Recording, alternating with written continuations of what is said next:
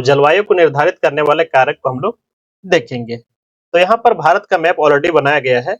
तो देखिए, ये जो रेखाएं देख रहे हैं, भारत के मध्य जो है कर्क रेखा लगभग बीच से होकर गुजरती है। कर्क रेखा है। तो ग्लोब के माध्यम से हम लोग समझने का प्रयास करते हैं। तो ग्लोब बनाते हैं, इसका क्या है बात को हम लोग आगे बढ़ाएंगे। तो कुछ इस प्रकार से ग्लोब आपको दिखेगा। तो ये जो लाइनें हैं, इसको क्या कहा जाता है? भूमध्य। और उसके ऊपर इसको कहा जाता है कर्क रेखा। और जस्ट इसके नीचे, भूमध्य के नीचे का जो रेखा है और कर्क रेखा के ऊपर जो है और एक लाइनें जो है उसको कहा जाता है आर्कटिक वृत्त। और उसके नीचे जो भूमध्य दक्षिणी गोलार्ध में, इसको अंटार्कटिक वृत्त कहा जाता है। अंटार्कटिक वृत्त। और भारत की स्थिति कहाँ पर है? भारत इस पोजीशन पर अवस्थित है। भारत की अवस्थिति यहाँ पर आपको दिखेगा। ये हो गया भारत। तो चूंकि क्या है, कर्क और मकर रेखा के बीच क्या है, सूर्य किरणें इसी के बीच में आपको दिखेगा। तो ये क्षेत्र किस प्रकार का है? ये क्षेत्र आपका उष्ण का क्षेत्र है। तो इसको क्या कहा जाता है? उष्ण कटिबंध। उष्ण कटिबंध क्षेत्र, या फिर इसको हम लोग क्या बोलते हैं?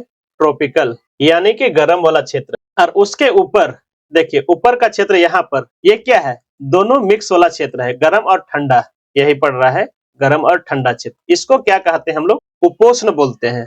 उपोष्ण कटिबंध, या फिर इसको बोलेंगे सब ट्रॉपिकल। उससे थोड़ा क्या है, और उसके ऊपर ये जो क्षेत्र आप लोग देख रहे हैं, यानी कि शीत को क्या बोलते हैं? शीत या फिर कोल्ड पर ये क्षेत्र है। तो चूंकि क्या है, भारत की स्थिति कहाँ पर है? इस प्रदेश कर्क रेखा के मध्य है, यहाँ पर उत्तरी गोलार्ध में है ना, इस छवि क्षेत्र में। तो भारत की जलवायु किस प्रकार की होनी? तो भारत की जलवायु जो है किस प्रकार की है? उष्ण कटिबंध। उष्ण कटिबंधीय मानसूनी जलवायु जलवायु है। तो इस चीज को समझिए, आधा भारत, ये जो क्षेत्र देख रहे हैं आप लोग, ये क्या है? उष्ण वाला क्षेत्र है। तो इधर कौन सा पड़ेगा? उष्ण पड़ेगा, है ना। इसको हम सही से लिख देते हैं। ये क्या है?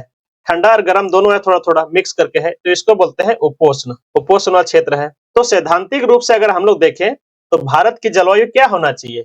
उष्ण और उपोष्ण दोनों होना चाहिए।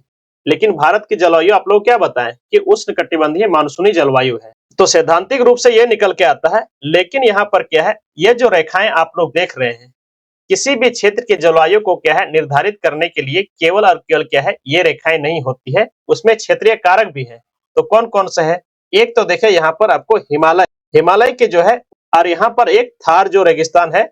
तो उत्तर से जो शीत लहरें हैं, पवने जो आने वाने क्या है, हिमालय रोक देती है। और ये थार रेगिस्तान क्या है, ये उष्ण का क्षेत्र जो है, आधा भारत नीचे, इसका विस्तृत कहाँ पर हो जाता है? पूरे भारत पर क्या है, विस्तृत हो जाती है।